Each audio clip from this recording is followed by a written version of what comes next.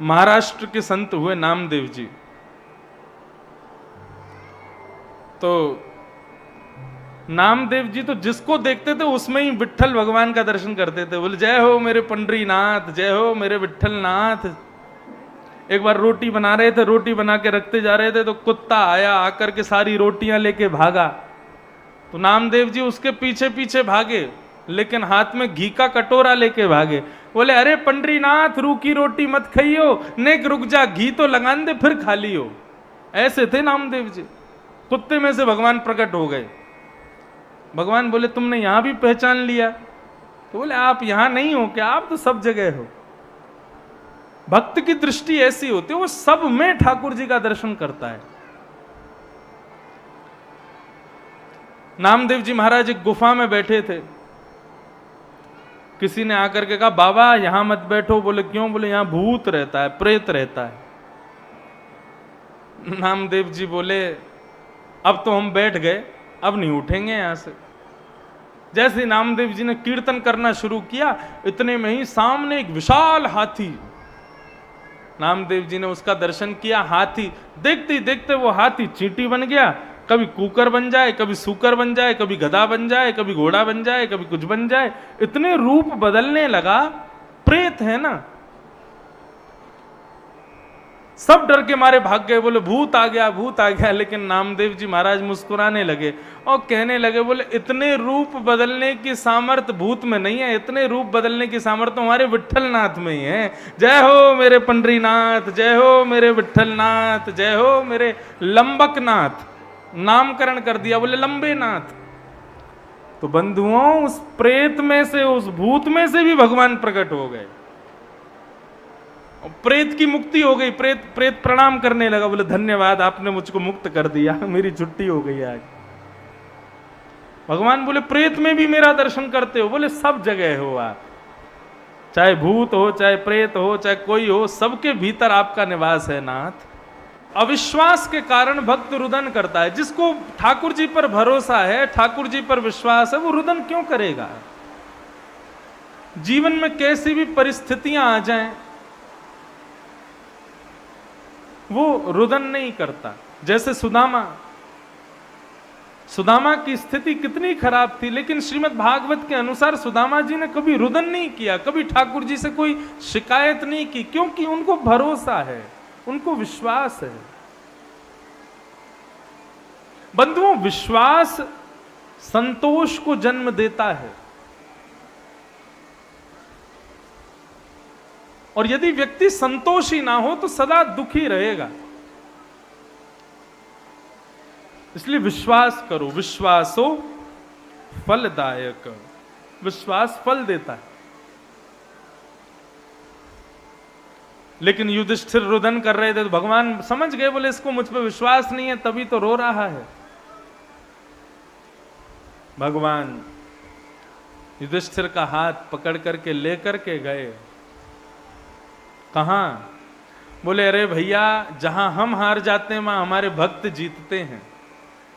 हम यदि युधिष्ठिर को नहीं समझा पा रहे हैं तो फिर हमारा भक्त समझाएगा। बोले कौन सा भक्त? बोले भीष्म पितामह। देखो इतना बढ़िया मौसम हो गया, हमारे पितृ समझ लो, देवता समझ लो, प्रसन्न होकर के पुष्प वर्षण कर रहे हैं। और रोज ही कर रहे हैं, परसों भी कर रहे थे, कल भी थोड़े बहुत कर रहे थे, आज भी कर ही रहे हैं। तो ये आनंद की बात है। उतना सुंदर प्रसंग चल रहा है भीष्म पितामह का। 1 घंटे की कथा शेष है, बिना एक दूसरे को देखे अगर थोड़े बहुत भीज भी रहे हो ना तो फिर भीज ही जाना। तो व्यास जी तो नहीं भीज रहे कम से कम। एक बार पिताजी की कथा हुई पंजाब में, क्रिकेट के स्टेडियम ग्राउंड में कथा हो रही थी। इतने में जोर की बारिश हुई। तो पहले इतने बढ़िया वाले पंडाल नहीं वाटरप्रूफ होते थे, ऐसी पन्नी लगा देते थे। तो पंजाबी तो होते ही आनंद वाले हैं। तो जैसी वर्षा हुई तो सब बोले महाराज जी आप तो कीर्तन कराओ, हम नाचेंगे। पिताजी बोले ठीक। अब जैसे ही कीर्तन शुरू हुआ महाराज, कीर्तन शुरू होते ही सारे पंजाबी नाचने लगे। पिताजी बड़े खुश, बोले ये सब भीग रहे हैं, मैं बचा हुआ हूं।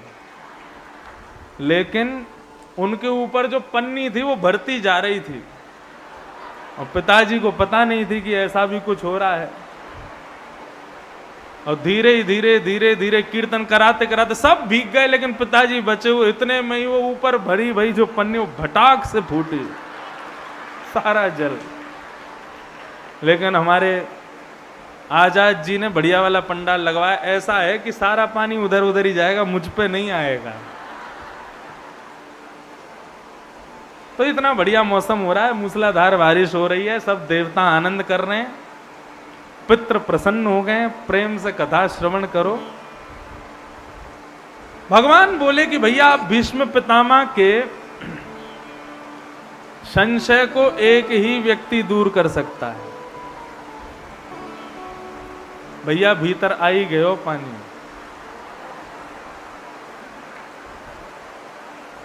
मशीन पे तो नहीं जा रहा है, हाँ बस बाकी सब भीग जाए, मशीन नहीं भीगनी चाहिए।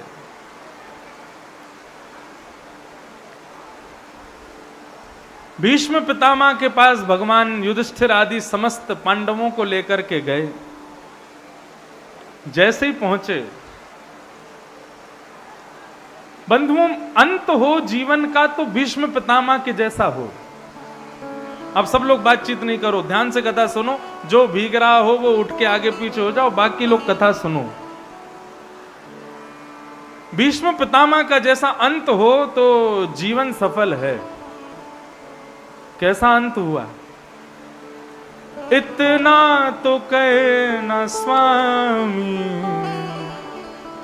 जब प्राण तन से निकले।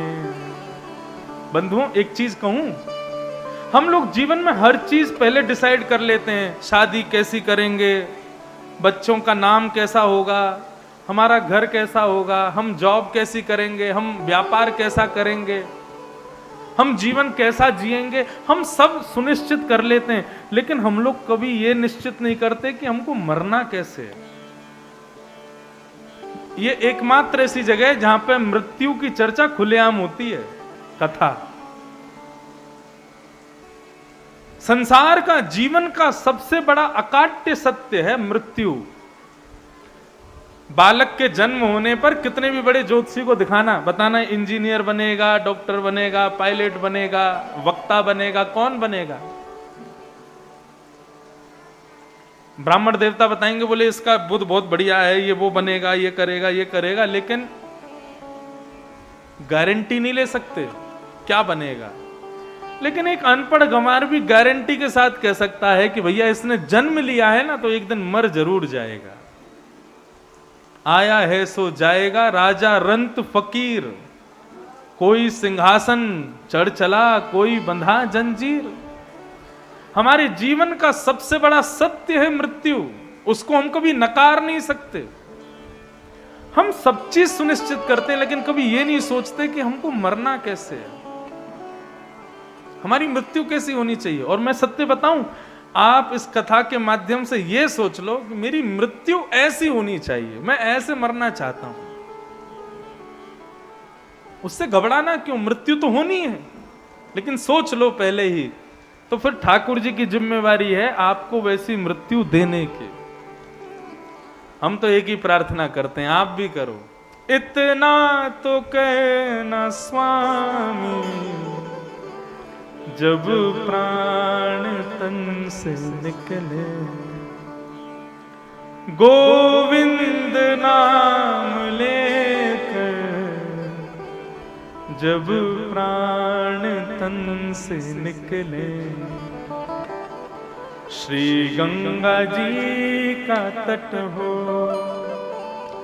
यमुना का वंशवट हो, मेरा सांवरा निकट हो, जब प्राण तन से निकले। और ठाकुर जी आप ऐसे वैसे बन के मत आना, बढ़िया सज धज के आना जब मेरे प्राण निकल रहे हो। पीतांबरी कसी हो, मुखड़े पे एक हंसी हो, छवि मन में ये बसी हो, जब प्राण तन से निकले। हमारा अंत हो तो ऐसा हो। क्या नाथ सामने खड़े हैं, उनके मुखमंडल को हम देख रहे हैं और उसको देखते देखते देखते देखते नेत्र बंद हो जाए, श्वास रुक जाए, प्राण निकल जाए, बस इससे बढ़िया इस जीवन रूपी भाग दौड़ का अंत और कुछ नहीं हो सकता। ठाकुर जी से जीवन भर कुछ मत मांगो, सुख दुख आदि सब आपके कर्म प्रारब्ध से सब मिलेंगे आपको। ठाकुर जी से मांग रहा है तो केवल एक चीज मांगो, बोले नाथ जीवन में चाहे जो कुछ भी देना, लेकिन हमारी एक बात मान लो, जब हम इस जीवन को अंत करें, जब इस संसार से अलविदा हो रहे हों, बस उस समय आपका दर्शन हमको हो जाए और कुछ नहीं चाहिए।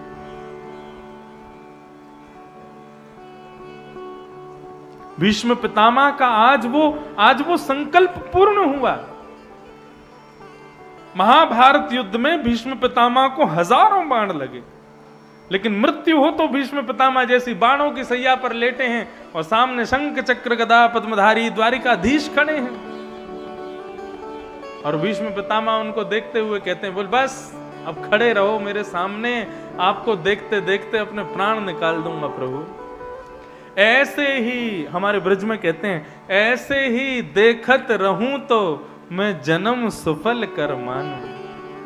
आप मेरे सामने हो, तुम सामने हो मेरे,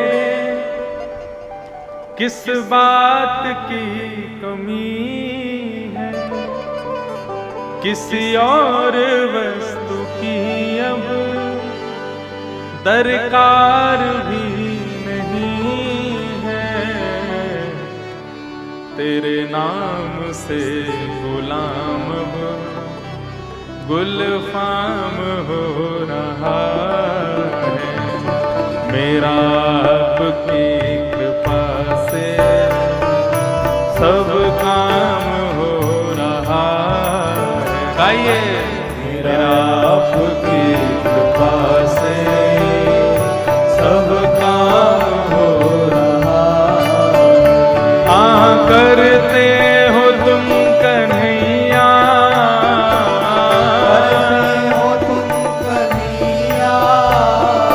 करते हो तुम कन्हैया,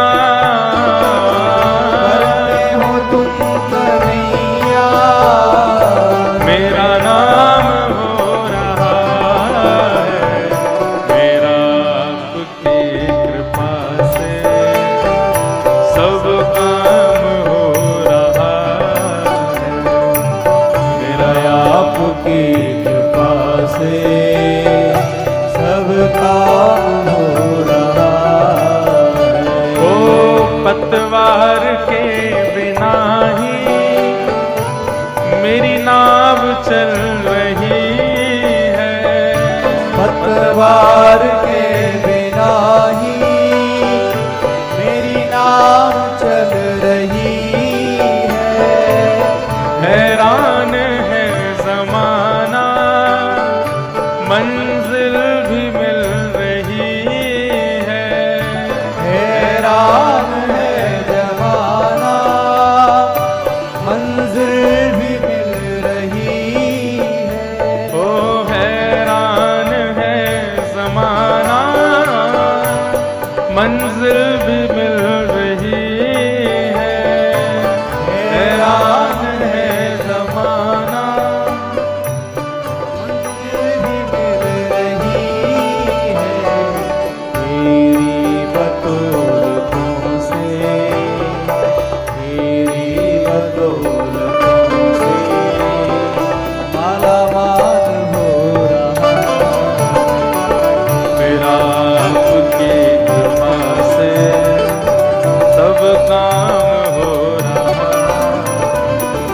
करते हो तुम कन्हैया, करते हो तुम कन्हैया, करते हो तुम कन्हैया, करते हो तुम कन्हैया, मेरा नाम हो रहा है, मेरा आपकी कृपा से सब काम हो रहा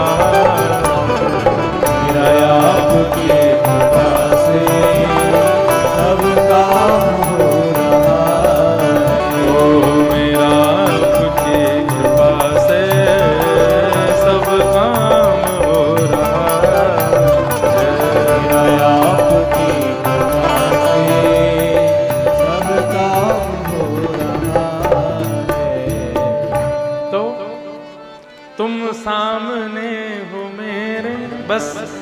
ऐसी मृत्यु चाहिए हमें, ठाकुर जी सामने खड़े हों और प्राण निकल जाए बस।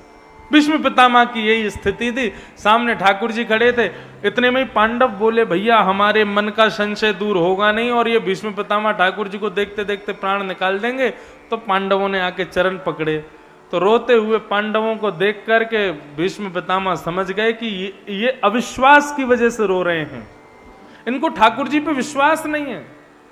देखो कितनी बड़ी विडंबना, भीष्म पितामह कौरवों के पक्षधर बाणों की सैया पर लेटे और मुस्कुरा रहे हैं, और पांडव जिनको भगवान ने जिताया हाथ से हाथ मिला करके चल रहे हैं, कदम से कदम बढ़ा करके चल रहे हैं, ऐसे पांडव रो रहे हैं।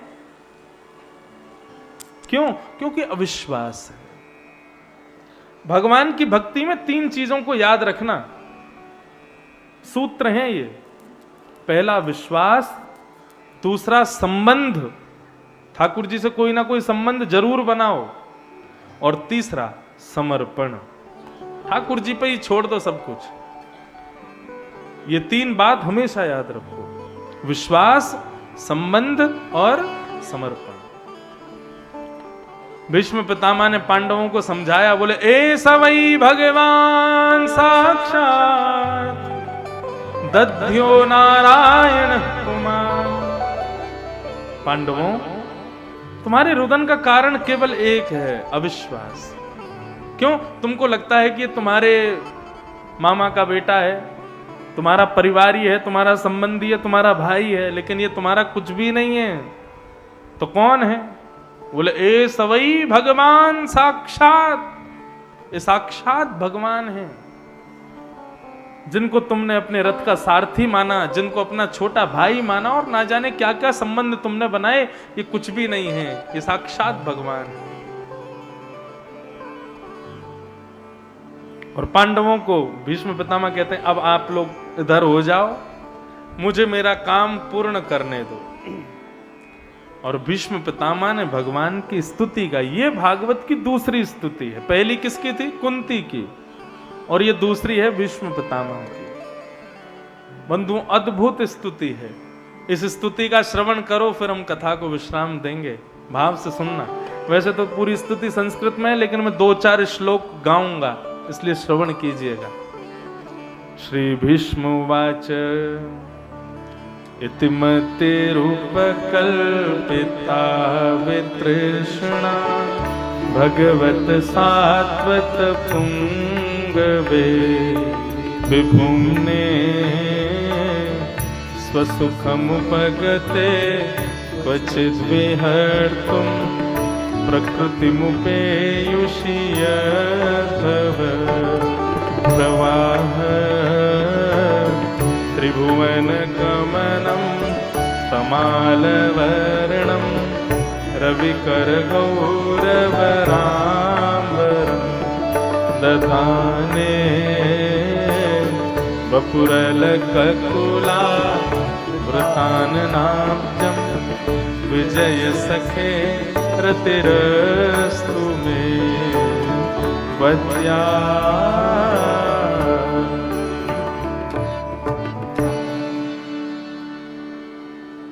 अब 30 मिनट बिल्कुल सावधानी से बैठो। कथा में सदैव मेरुदंड, ये पीछे जो कमर है, इसको सीधी करके बैठा करो। आप कहोगे महाराज जी आपने तो बढ़िया मसनद लगा रखी है पीछे, हमको दो तो हम भी बैठ जाएं। पीछे आपके जो बैठे हैं श्रोता, उसकी कमर लगा लो, उसके घुटने से लगा के बैठ जाओ, लेकिन सीधे बैठो। इसके पीछे बहुत बड़ा कारण है, क्यों कह रहे हैं सीधे बैठो। देखो, जो शब्द हम लोग बोलते हैं या आप लोग बोलते हो, और भागवत के श्लोक आदि जब हम गा के बोलते हैं, तो इसको कहते हैं सामवेद। क्या कहते हैं? ये सामवेद के अंतर्गत आता है। गायन शैली आदि ये सब सामवेद के अंतर्गत है। और सामवेद कहां से प्रकट होता है? गरुड़ जी जब आकाश में उड़ते हैं और अपने पंखों को ऊपर नीचे जब लहराते हैं, तो हवा के टकराव से उनके पंखों से निकलने वाली ध्वनि ही सामवेद है। और गरुड़ जी तब तक नहीं उड़ते जब तक उनकी कमर पर शंख चक्र गदा पद्मधारी नारायण ना विराजें। तो एक संत कहते हैं कि वक्ता जब बोलता है तो उसके मुख से निकलने वाला शब्द क्या है? बोले सामवेद। सामवेद यानी कि गरुड़ जी यानी कि उनकी पीठ पर नारायण। तो जब हमने बोला तो मतलब गरुड़ जी नारायण को लेकर के उड़ गए। अब उड़े हैं तो कहां लैंड करेंगे? कहीं तो विराजेंगे। टेढ़ी मेढ़ी गली हो, ऊंची नीची गली हो, वहां पे गाड़ी नहीं डाली जाती। सीधी गली हो वहीं पे गाड़ी रखी जाती है। और जो टेढ़ा मेढ़ा बैठा होता है, उल्टा सीधा नीचे झुक करके बैठा होता है, तो गरुड़ जी सोचते हैं भाई इसके पास नहीं जाना। लेकिन जो मेरुदंड सीधा करके एकाग्र चित्त से कथा श्रवण कर रहा होता है, गरुड़ जी उसी के कर्ण रंध्र से प्रवेश करके उसके हृदय में जाके विराज जाते हैं। इसलिए ये मेरुदंड सीधा करके बैठो, कथा श्रवण करो। वैसे तो एक आसन पर बैठना चाहिए, सुख आसन, लेकिन कई लोग यूं बैठ जाते हैं। और ये दोनों घुटने जो इस तरीके से दोनों घुटने जो ऐसे पकड़ते हैं उसको बोलते हैं दरिद्रासन। उस आसन में बैठने से दरिद्र हो जाता है व्यक्ति। और कई लोग तो व्यासपीठ की तरफ पैर फैला के बैठते हैं। महाराज जी हमारे चरणों के दर्शन करते रहो, कथा सुनाते रहो। एक आसन पर बैठो। वैसे तो यहां इतनी आप संख्या में आ गए हो कि अब आसन बदलने की बीच वालों को तो जगह भी नहीं होगी। तो एक आसन पर बैठो, सीधे बैठो। और भीष्म पितामह क्या कह रहे हैं बहुत ध्यान से सुनना। भीष्म पितामह भगवान से कहते हैं, इतिमति रूप कल्पिता वितृष्णा भगवत सात्वत पुंगवे विभूम्ने। बहुत सावधानी से सुनिएगा, अद्भुत बात। बोले प्रभु मेरे जीवन का अंत होने वाला है और मैं इस अंत को होने से पूर्व अपने मन का एक मेरा अधूरा काम रह गया, वो पूरा करना चाहता हूं। मेरी एक अंतिम ख्वाहिश है। भगवान बोले क्या? बताओ, हम पूर्ण कर देंगे। बोले पक्का पूरी करोगे? बोले हाँ बिल्कुल करेंगे, बताओ। तो भीष्म पितामह बोले मेरी एक कुंवारी बेटी बैठी है, उसकी अभी तक शादी नहीं हुई है, मैं उसकी शादी करना चाहता हूं। भगवान बोले राम राम राम राम। भीष्म पितामह तुमने तो जीवन में कभी ब्याह ही नहीं किया, तुम्हारी तो शादी नहीं हुई कभी, तुम तो बाल ब्रह्मचारी हो, तुम्हारी बेटी कहां से हो गई? कहीं ऐसा तो नहीं कहीं तुमने गुपचुप किसी से ब्याह कर लिया और उससे तुम्हारी बेटी हो गई और तुम उसको उसका ब्याह की चिंता हमसे कह के जा रहे हो? तो भीष्म पितामह बोले नहीं प्रभु ऐसा नहीं है। जरूरी नहीं है कि ब्याह के बाद ही बेटी जन्म लेती है। आपने प्रत्येक मानव को जन्म से एक बेटी दे रखी है। मतलब ऐसा समझ लो भाइयों को एक बेटी दे रखी है, माताओं को एक बेटा जन्म से ही मिला हुआ है। वो कौन है? मती हमारी। बेटी बेटा किसको कहते हैं? जो अपनी जिद पूरी करवावे, जो अपनी मन की इच्छाएं पूरी करवावे अपने माता पिता से, उसी को तो बेटी बेटा कहते हैं। तो हमसे जिद अपनी पूरी कौन करवाता है? हमारी मति, हमारा मन। आपने किसी को कहा कि भैया हमारे फार्म हाउस में कथा होने वाली है, आप आना, तो लोग प्रत्युत्तर क्या देते हैं? ठीक है, मन बनाते हैं, मन होगा तो आएंगे, मन करेगा तो जाएंगे, मन की इच्छा होगी तो देखेंगे। ये मन हम सबसे अपनी इच्छाएं पूरी करवाता है, इसीलिए ये मन ही, ये मति ही हमारी बेटी है और हमारा बेटा है। भीष्म पितामह की बात सुनो। भीष्म पितामह कह रहे हैं मेरी बेटी कुंवारी है, मैं उसका ब्याह करना चाहता हूं, मेरी मति रूपी बेटी। भगवान बोले ब्याह किससे करना चाहते हो? बोले आपसे करना चाहता हूं। मतलब ऐसा नहीं कहा कि मेरा मन अपने चरणों में रखो। किस तरीके से कह रहे हैं भीष्म पितामह कि मेरी मति रूपी बेटी के लिए सुयोग वर आप हो नाथ, आप उससे ब्याह कर लो। भगवान बोले ब्याह करने से क्या होगा? बोले बेटी जब तक कुंवारी होती है तब तक अपनी इच्छा पूरी करवाती है, लेकिन जब उसका ब्याह हो जाता है तो अपनी पति की इच्छा पूरी करवाती है पिता से। यदि मेरी मति रूपी बेटी के पति आप बन जाओगे नाथ, तो मेरी मति वो इच्छा प्रकट करेगी जो आपकी इच्छा होगी, और जो आपकी इच्छा होगी वो यदि मैं करूंगा तो मेरा जीवन धन्य हो जाएगा। इसलिए मेरी मति रूपी बेटी से ब्याह करो। देखो, कथा भागवत सब लोग सुनते ही हो, लेकिन इन कथाओं से सीखना क्या है? ये भक्त जिस तरीके से, जितनी चतुराई से, जिस प्रकार की भाव से ठाकुर जी से बातें करते हैं ना, वो सुनने योग्य है। अब बताओ, भीष्म पितामह कितनी चतुराई से बात कर रहे हैं, लेकिन हम चतुर हैं तो ठाकुर जी चतुर शिरोमणि हैं। भगवान बोले, अच्छा जब तुमने ब्याह का प्रसंग छेड़ा है तो दामाद में कुछ गुण होने चाहिए, ये नहीं हो तो बेटी का ब्याह नहीं करना चाहिए। ध्यान से सुनना, दामाद में कौन कौन से गुण होने चाहिए भगवान सब बता रहे हैं। पहला, कन्या वर्यते रूपम। कन्या ना तो जमीन जायदाद से ब्याह करती है, ना गाड़ी से ब्याह करती है, कन्या रूप से ब्याह करती है। कुछ हो ना हो, लेकिन हमारे होने वाले दामाद का रूप सुंदर होना चाहिए, सुंदर होना चाहिए। भगवान बोले, तुम्हारी बेटी के लिए मैं सुंदर हूं कि नहीं तुमको कैसे पता? तो भीष्म पितामह बोले, त्रिभुवन कमनम तमाल वर्णम। आप कह रहे हो कि आप सुंदर नहीं हो? हमारे ब्रज में कहें, हे कृष्ण लला तुम होते लली तो गरे कट जाते करोड़न के। लाला, हम पे बहुत बड़ी दया करी जो तू लाला बन के आयो, यदि लाली बन के आयो होतो तो ना जाने कितने इनके गरे कट गए होते। आप कहते हो कि आप सुंदर नहीं हो? त्रिभुवन कमनम तमाल वर्णम रविकर गौर वराम वरम दधाने। अरे कन्हैया, जब आप भी पीतांबरी पहन करके नंद भवन से बाहर आते थे ना, तो सूरज भी खुद को बादल की ओट में छुपा लेता था। क्यों? बोले कि अरे जब एक सूर्य नीचे भ्रमण कर रहा है तो मेरी क्या आवश्यकता है, इतने सुंदर हो आप। आप सुंदरता की बात करते हो। महाराज जब भगवान कर रहे थे तब कामदेव आया, और कामदेव आकर के भगवान से बोला कि जब सुंदर स्त्री पुरुष मिलते हैं तो मैं तो आता हूं। भगवान बोले, ठीक है, तू आके दिखा। जैसे ही भगवान पर हावी होने लगा तो भगवान ने अपना रूप इतना सुंदर किया कि कामदेव भी मूर्छित होकर गिर गया। इतने सुंदर हो आप। आप कहते हो कि आप सुंदर नहीं हो।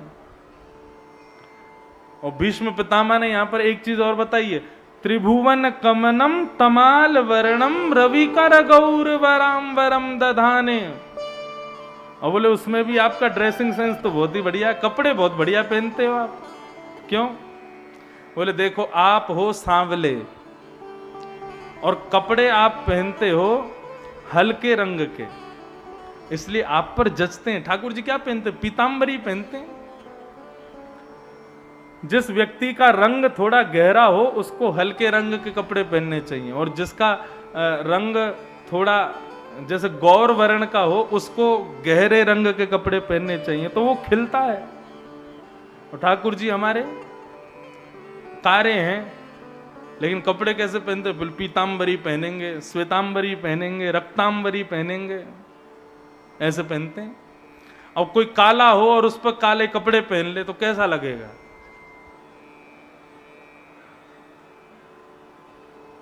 एक बार पति पत्नी दोनों भोजन करने के बाद में गली में घूम रहे थे।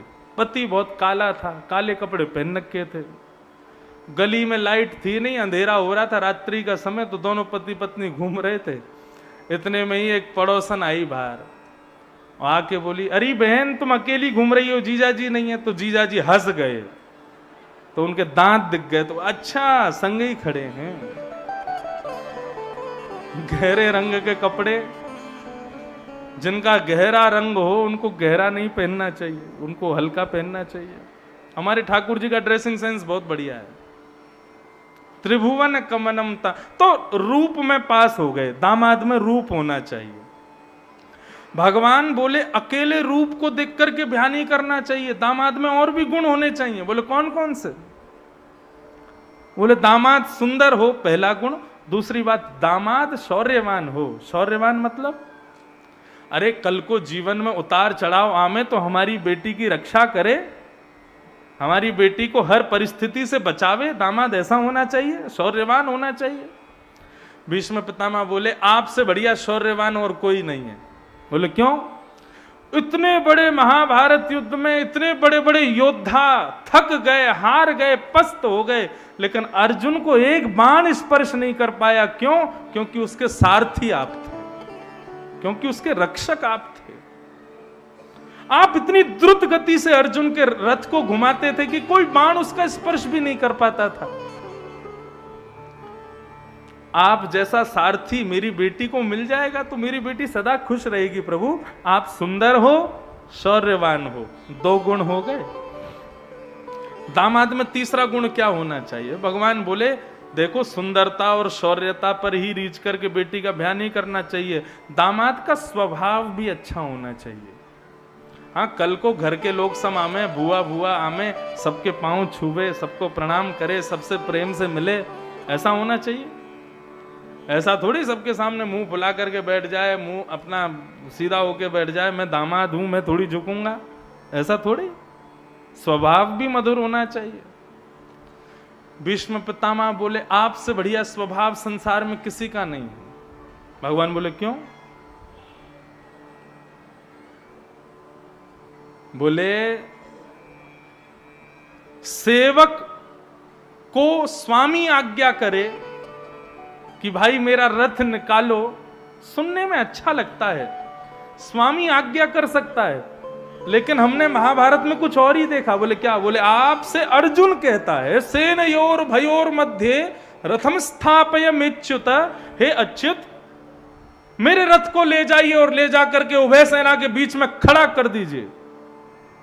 अर्जुन की इतनी ताकत, आपको आज्ञा करता है और आप क्या करते हो? तुरंत हाथ जोड़ करके जो आज्ञा, तुरंत रथ को चलाने लग जाते हो। स्वामी होकर के भी सारथी बने हुए हो, इससे बढ़िया स्वभाव और क्या होगा प्रभु? आपका स्वभाव बहुत मधुर है, सौंदर्य है, शौर्य है, स्वभाव भी अच्छा है, लेकिन हमारा दामाद समझदार भी होना चाहिए, बुद्धिमान भी होना चाहिए। भीष्म पितामह बोले आपसे बढ़िया समझदार कोई नहीं है दुनिया में। बोले क्यों?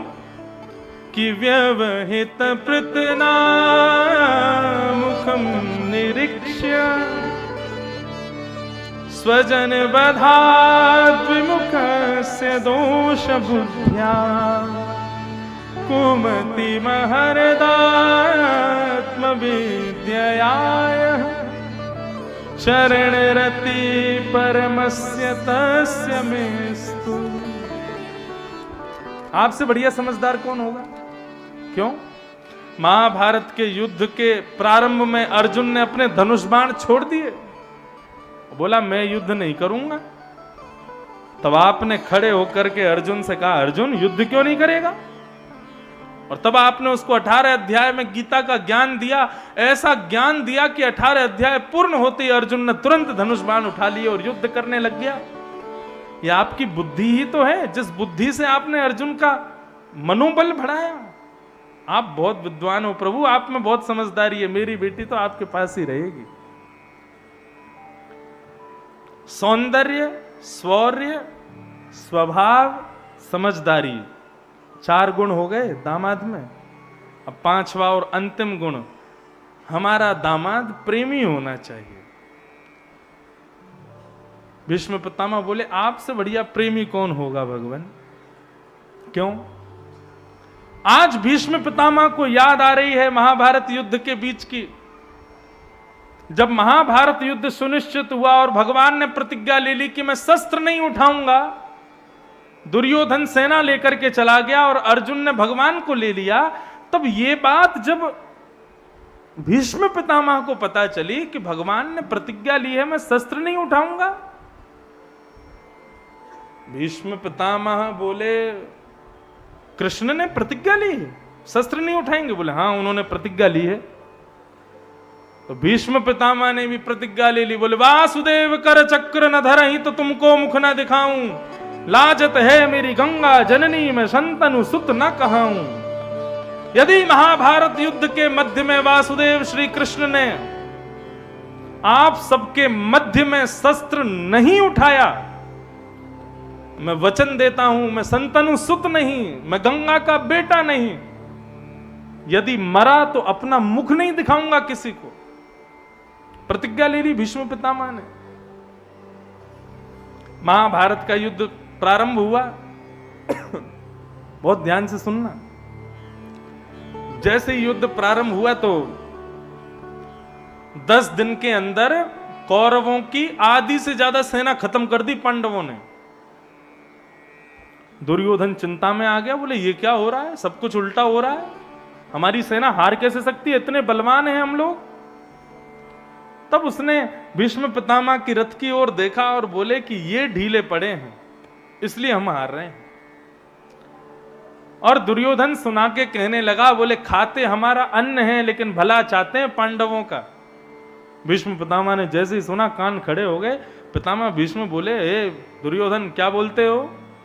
बोले सही तो बोल रहा हूं, आप रहते हमारे पास हो लेकिन आप भला पांडवों का चाहते हो। क्यों हमारी सेना खत्म हो रही है, क्यों नहीं मार पा रहे हम इन पांडवों को? क्या हमसे ज्यादा बलवान है? भीष्म पितामह बोले, मरने का बहुत डर है ना तुझे, हारने का बहुत डर है ना, चल तुझे अपना रूप दिखाता हूं।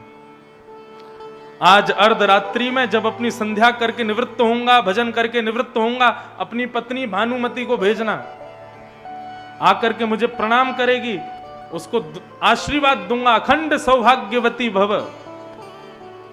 अपने भजन के बल का मैं उसको आशीर्वाद दूंगा, अखंड सौभाग्यवती का। नहीं मरेगा तू, नहीं हारेगा तू, जीत जाएगा तू। बता और कुछ चाहिए?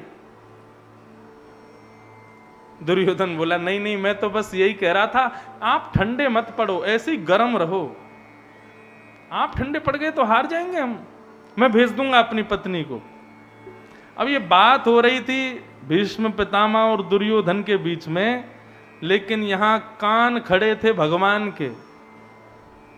भगवान सामने रथ चला रहे हैं और कान यहीं लगा के ये इन दोनों के बीच में बात क्या चल। अच्छा तो रात में ये होने वाला है, चल भैया योगेश्वर कृष्ण दिखाओ अपना कमाल।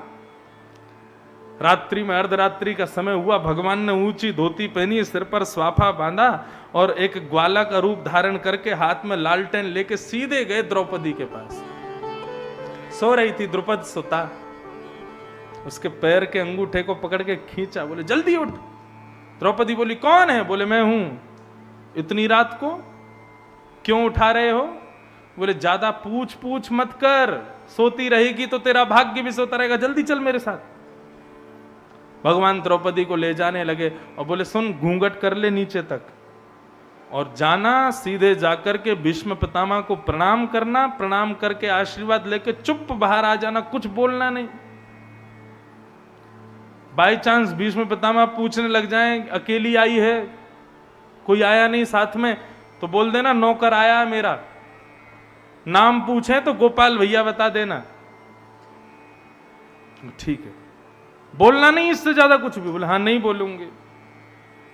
द्रौपदी भीतर गई, भीष्म पितामह बैठे थे मंत्र जाप। भीष्म पितामह साधारण थोड़े ही हैं। भीष्म पितामह के पास जाकर के द्रौपदी घूंघट करके बैठी। भीष्म पितामह ने जैसे ही अपना भजन पूर्ण किया तो भीष्म पितामह ने देखा, बोले अरे भानुमति आ गई, जरूर भानुमति आई है। माला नीचे रख के प्रणाम करके दोनों वरद हस्त को द्रौपदी के सिर पर रख करके बोले, अखंड सौभाग्यवती भव, तुम्हारा भाग्य अजर अमर हो जाए, उसको कोई मारेगा नहीं। अब भगवान ने ये थोड़ी बताया था कि आशीर्वाद ये मिलने वाला है। द्रौपदी बोली, ये क्या बोल रहे हैं, मेरे पतियों से पूरे दिन युद्ध करते हैं और मुझे ही आशीर्वाद दे रहे हैं, अखंड सौभाग्यवती भव। द्रौपदी बोली, एक बार कंफर्म कर लेती हूं। तुरंत द्रौपदी ने घूंघट ऊपर किया और बोली, पितामह फिर याद रहे, कल से 5 में से एक का भी बाल बांका नहीं हो जाए, सारी जिम्मेवारी आपकी है। आपने आशीर्वाद दिया अखंड सौभाग्यवती भव, एक का भी बाल बांका आपसे पूछूंगी यदि किसी को कुछ हुआ तो। भीष्म पितामह घबरा गए, बोले द्रौपदी तू? मैंने तो भानुमति को बुलाया था। क्यों? मैं आपकी पुत्र वधू नहीं? मुझे आशीर्वाद का अधिकार नहीं है? भीष्म पितामह बोले अब क्या कहूं मैं, होना वही है जो राम रचि राखा। लेकिन तुरंत भीष्म पितामह ने अपने आंखों का ढंग बदला, चेहरे का रंग बदला और क्रोध में भर के बोले द्रौपदी, इतनी रात को तुझे मेरे आशीर्वाद लेने की इच्छा कैसे प्रकट हुई? अकेली आई है? कोई आया है साथ में? बोले कोई नहीं आया। बोले कौन आया है, सच सच बताओ। अब तो सिंह की तरह गर्जना की, द्रौपदी घबरा गई। बोले कोई नहीं आया, अकेली आई हूं। वैसे तो आया है लेकिन वैसे कोई नहीं आया है। वैसे तो अकेली हूं लेकिन आया है कोई। क्या बोलती है, आया है नहीं आया है? कौन आया है? बोले गोपाल भैया। कौन गोपाल भैया? हमारा नौकर है, ग्वारिया है, दूध काटता है। उसकी कोई बहन नहीं थी तो मैंने ही रक्षाबंधन पर उसको राखी बांधी, तब से भाई है। भीष्म पितामह बोले दिखाइए जरा अपने गोपाल भैया को, जरा मैं भी तो देखूं। भीष्म पितामह के पास लाने की सामर्थ्य रखने वाला साधारण नहीं हो सकता, दिखा मुझे कौन है। अब तो द्रौपदी बोली आप इतने बड़े राजा, आप क्या नौकर से क्या मिलोगे? नहीं नहीं चल मेरे साथ। बाहर आए, भगवान दूर छुप के बैठे थे, इंतजार कर रहे कब आएगी। बाहर आकर के जैसे शेर की तरह गर्जना करके बोले कहां है गोपाल भैया। भगवान को एक पटक तो वहीं लग गई, बोले फंस गए, हो गया कल्याण आज हमारा। भगवान बोले अजी हम हैं। गोपाल इधर आओ। और धीरे धीरे धीरे ठाकुर जी पास गए। कभी अपना रूप छुपा में, कभी अपनी आंखें बंद करें, कभी कुछ करें, इनको पता नहीं चले मैं हूं। इधर आओ, पास में आओ। भगवान पास में गए। जैसे ही स्वाफा हटाया महाराज, घुंघराले अलकावलियां ठाकुर जी की प्रकट हो गई। एक मोर पीछ जो छुपा हुआ था वो तुरंत खड़ा हो गया। चंद्रमा स्वयं को रोक नहीं पाया, दिव्य किरण से ठाकुर जी के सुंदर वदन को आच्छादित कर दिया। और रात्रि में उस रणभूमि में ठाकुर जी का दिव्य रूप प्रकट हो गया। देख करके भीष्म पितामह आनंदित हो गए, नेत्र सजल हो गए भीष्म पितामह के। मरकट बंधु, छलिया, माखन चोर, सारे उल्टे सीधे काम करता है, एक भी काम सीधा नहीं करता।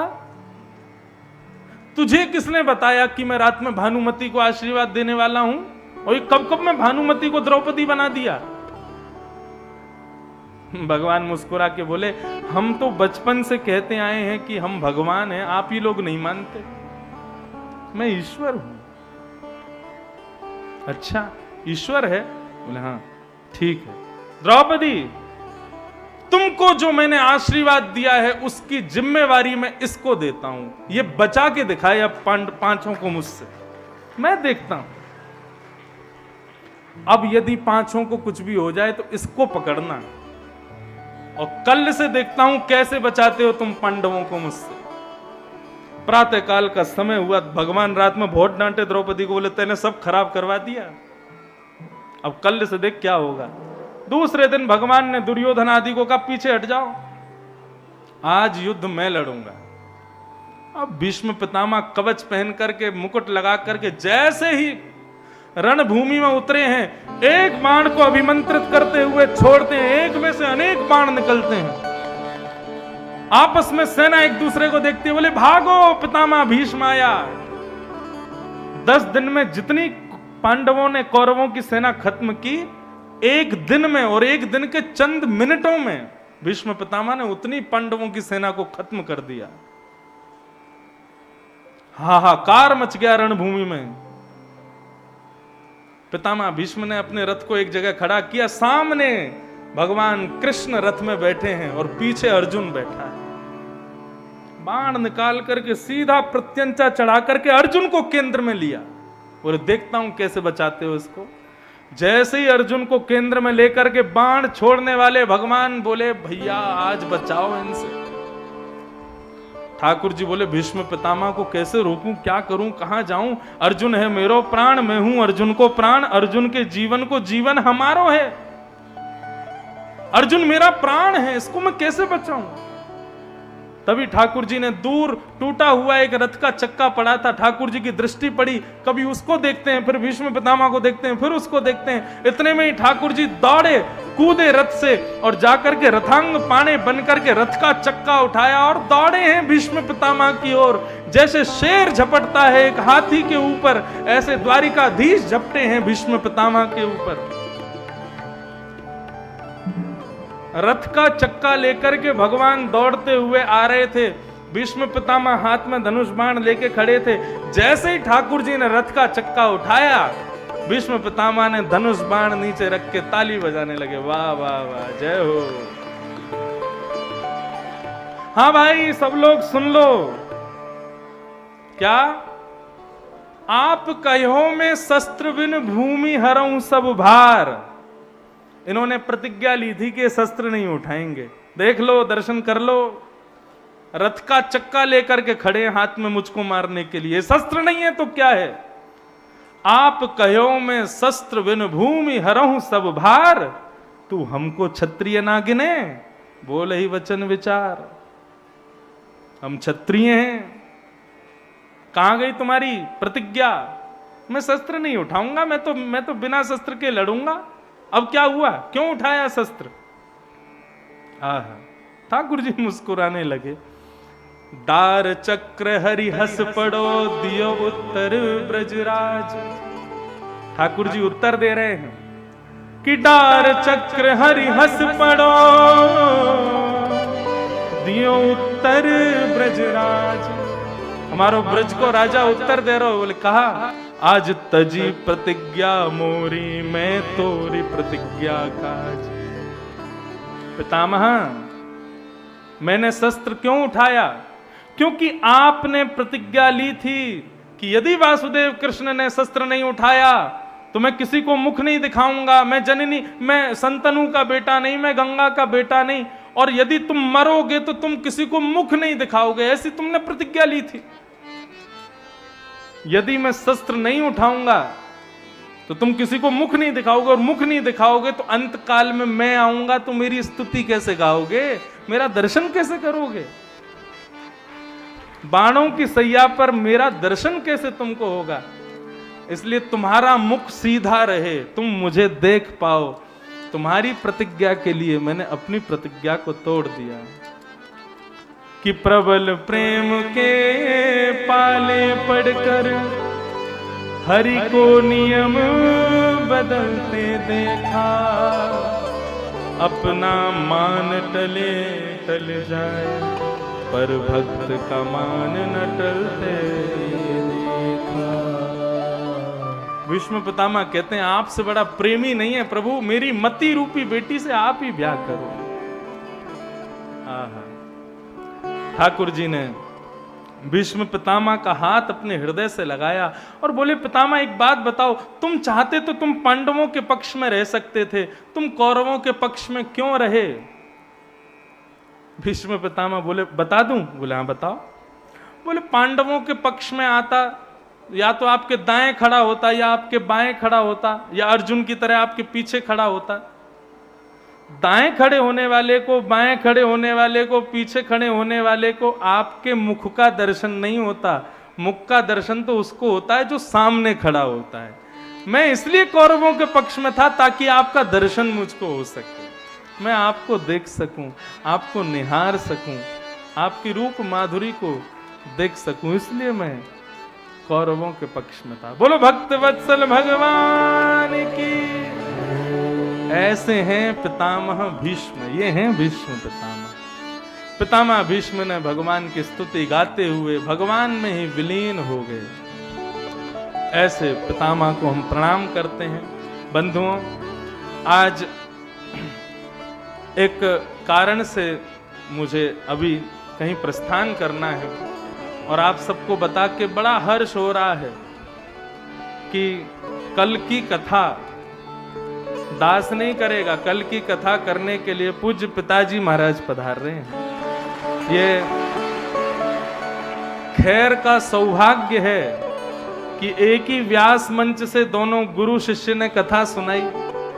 ये खैर का सौभाग्य कि एक ही व्यास मंच से पिता पुत्र ने कथा सुनाई। आप सब लोग खूब प्रेम से कल आइएगा। पूज्य पिताजी महाराज कल की कथा श्रवण कराएंगे। कहीं ऐसा मत करियो कल उनकी कथा सुन के परसों बोलो नहीं अब तो इन्हें ही सुना दो। परसों मैं आ जाऊंगा लौट के।